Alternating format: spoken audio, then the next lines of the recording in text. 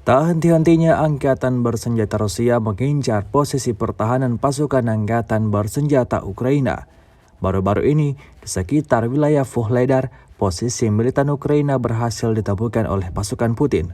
Rekamannya ramai beredar di media sosial Telegram pada Sabtu 11 Februari 2023.